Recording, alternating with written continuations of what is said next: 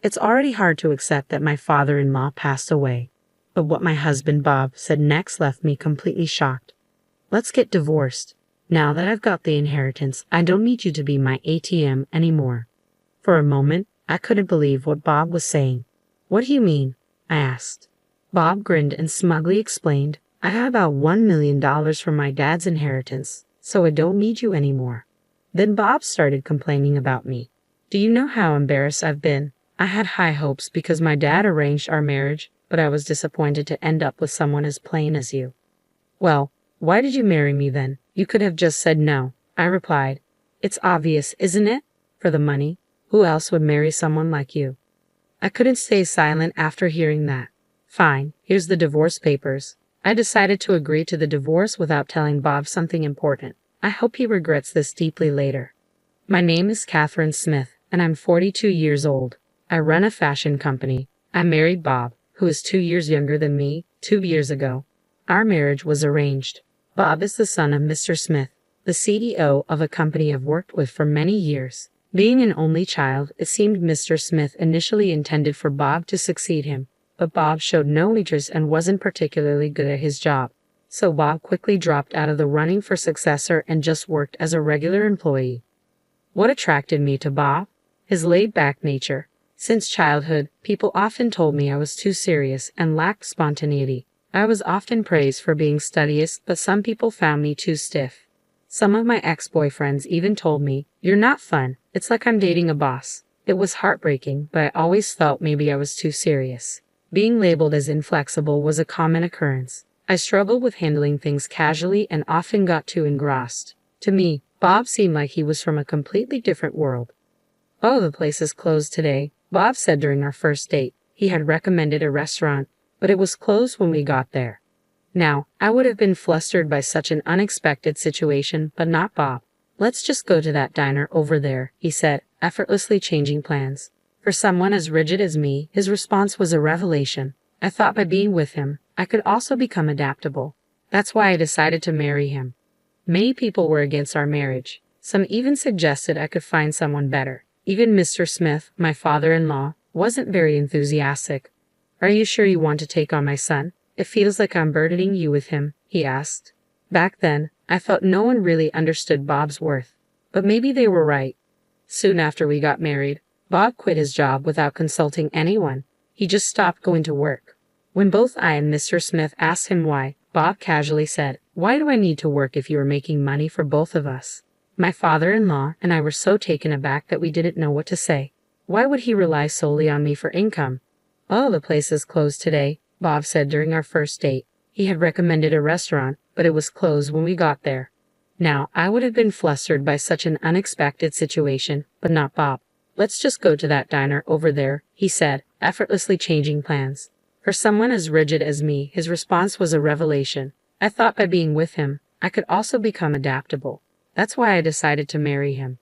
Many people were against our marriage. Some even suggested I could find someone better. Even Mr. Smith, my father-in-law, wasn't very enthusiastic.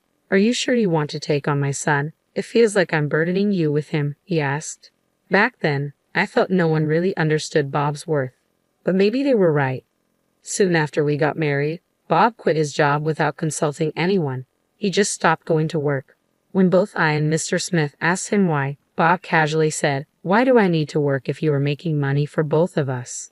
My father-in-law and I were so taken aback that we didn't know what to say.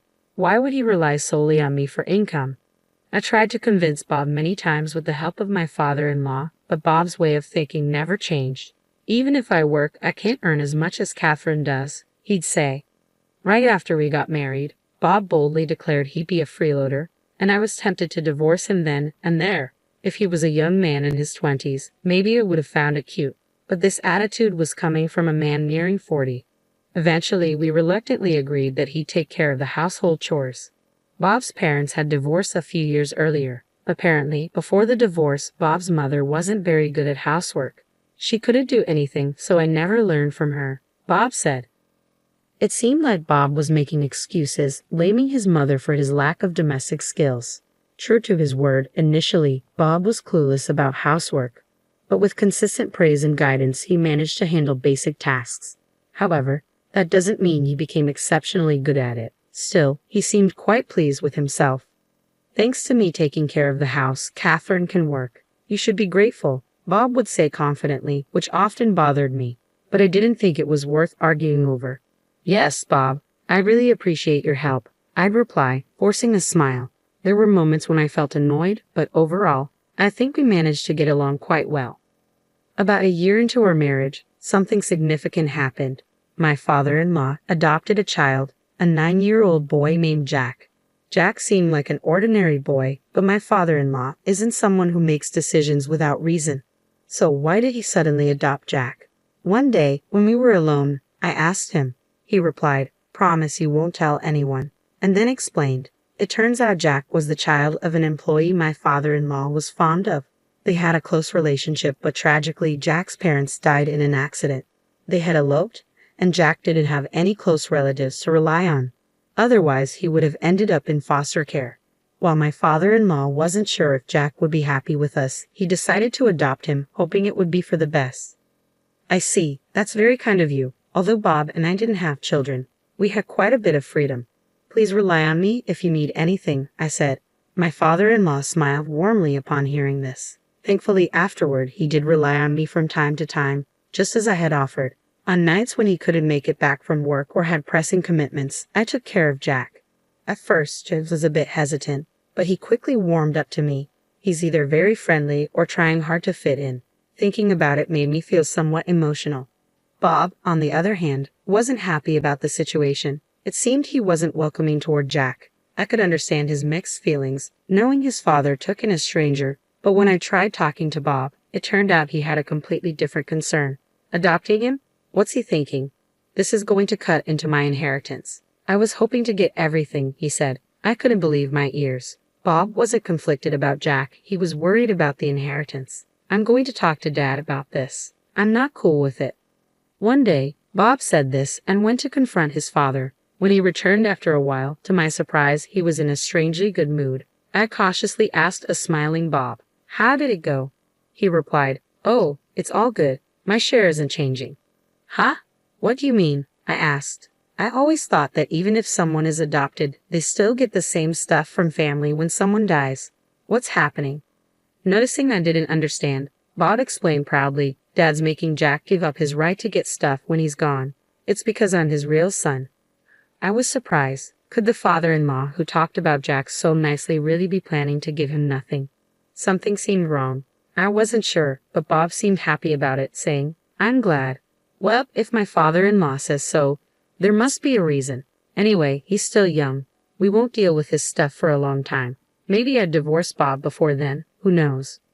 I was thinking about this casually, but things changed quickly. A year later, my father-in-law had an accident and didn't come back. I didn't expect to lose him so soon. I knew him longer than I knew Bob. He was a good man in his job and at home.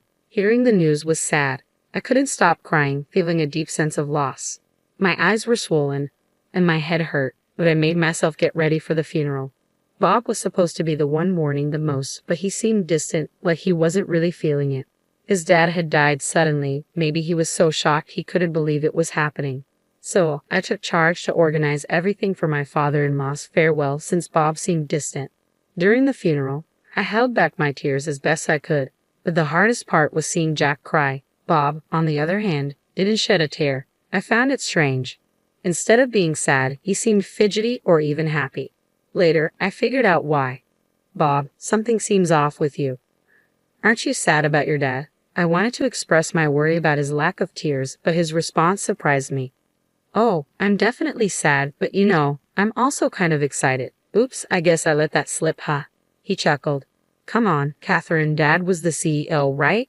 He must have left a lot of money. How much do you think he left behind?" I thought Bob was just lost in thought, but from before the funeral until now, he hadn't shown any grief for his father. He was smiling, thinking about the money he'd inherit. "What's gotten into you?" I exclaimed. "Well, think about it. We're divorced, and my mom isn't getting any of it. I'm his only real child. Jack, being adopted, won't get any inheritance, so it's all mine. You think I can't be happy about that?" Bob had a smirk like he was about to burst into laughter any second. Seeing him like that made me want to slap him. That's how happy he looked. He was genuinely delighted deep down that my father-in-law had passed away. I can't believe it. Say whatever you want, I said, feeling like leaving right away. But before that, I had to talk to Bob about Jack. Since my father-in-law was gone, I'd asked Bob to let Jack stay with us for a while. If not, Jack might end up in foster care. I wanted to raise him myself. Jack, you're okay with taking him in? Bob surprisingly agreed. He smiled. Sure, Catherine. What you do has nothing to do with me anymore. Then he handed me a piece of paper. It was green, a divorce paper. What's this? I asked, confused. Let's get a divorce. Now that I've got the inheritance, I don't need my personal ATM anymore, Bob said coldly. For a moment, I couldn't grasp what Bob meant. Did he just call me an ATM and say I'm not needed anymore? What do you mean? I asked. Bob smirked proudly and told me I got around $1 million from my dad's inheritance, so I don't need you anymore. With this much, I don't have to work, I don't have to please you, and I don't have to bother with chores. Isn't it great? Bob exaggerated his excitement with big gestures. I was deeply shocked by Bob's behavior. The inheritance was money that came after my father-in-law's death, but Bob acted like he hit the jackpot. He didn't seem to mourn or remember my father-in-law at all. He was genuinely happy. But money can change people. It's common for folks to act differently after coming into a lot of money. Maybe Bob's just getting carried away by the huge sum. Calm down, Bob. Let's talk about this, I said, placing my hand on his shoulder. Bob shrugged off my hand and yelled at me angrily. Shut up, you boring woman. I only married you because my dad introduced us and you were a CEO. But I always felt suffocated with you. It's been hard for me. Bob went on, listing his complaints against me. I was so disappointed when I expected someone better from the arranged date my dad set up, but then ended up with someone plain like you, he continued. If that's how you felt, you could have just said no to the marriage. I never forced you or begged you to marry me. I shot back. I couldn't accept being painted as the villain. So why did you marry me then? If you didn't want to, you could have declined. It's obvious, for the money. Who else would marry someone like you? Bob mocked, laughing at me. Basically, he married me for my wealth, he admitted. It's been a while, so I guess it's safe to say. Bob started, revealing a shocking fact. I had a significant debt. My dad said if I changed my ways and devoted myself to you, he would pay it off. So of course, I would marry you. It meant he never loved me. He just married me for the money. Well, it wasn't fun, but thanks to you, I was saved. Thanks a lot. Seeing Bob laughing so cruelly, I made up my mind. I didn't know this man anymore. I decided not to give him the advice I had planned and started filling out the divorce papers without hesitation. Bob, who had been pushing for the divorce, seemed a bit surprised to see this. Hey, are you thinking of getting a divorce now? Fine, here's the divorce papers, I said after writing them, feeling a sense of accomplishment. Now we were total strangers. Yeah, whatever happens now doesn't concern the other. You can live with that kid, Jack, and I can hang out with younger women. We're free. Bob was ecstatic. From what I could see, he hadn't cheated during our marriage, which surprised me. I never suspected it, but that was interesting. Bob, if you were this happy about it, you should have divorced sooner. I had my reasons. I wanted the money. Bob carelessly stuffed the divorce papers into his bag and left the house in a hurry. I didn't feel right staying in the house where I'd lived with Bob. I thought about starting fresh somewhere new with Jack. It seemed like a good time to sell the house and move. I wanted to live close to my parents' place. I think it would help both Jack and me. Jack would have to change schools, but he said that's okay. It's a bit sad, but now we can look for a new place without any reservations. Finding a new place was a bit tricky, but after thinking it over, I made a decision. What mattered most were the short distance to my parents' place and the great location. It's expensive, but considering Jack, I believe it's the best option out there. Jack came along to see the property, and his eyes sparkled at the sight of the luxurious house. It's spacious and beautifully decorated, with lots of storage space, which was important to me. Surprisingly, it even has a pool. I didn't really need one, but seeing Jack so excited made it worth it. Wow, this is amazing, Jack exclaimed. It didn't really matter where I lived, but seeing him happy was what counted the most. And so, we moved in. It took some time for both Jack and me to get used to it, but eventually, our new house became a comforting place for us. Around that time, I got a call from Bob. He sounded desperate and said he wanted to meet and apologize immediately. I had a feeling why he suddenly wanted to talk. I could have ignored him, but since he was so insistent, I decided to meet him. I left Jack with my mother and headed to the diner we agreed upon. Bob was already there, sitting in a corner booth, looking pale and about to cry. "Catherine," he called out as I approached. I gave Bob a cold look as he stood up. "What do you want, Bob? We're supposed to be strangers now." "Don't say that. The truth is, my dad had debts." "Damn, I never thought he'd." "Wait, didn't you get $1 million from your inheritance? Just use that to pay off your debts," I said, cutting him off. "No, the debts are more than what I inherited," Bob explained. He had more debt than the money he got. Bob inherited both money and debts from someone.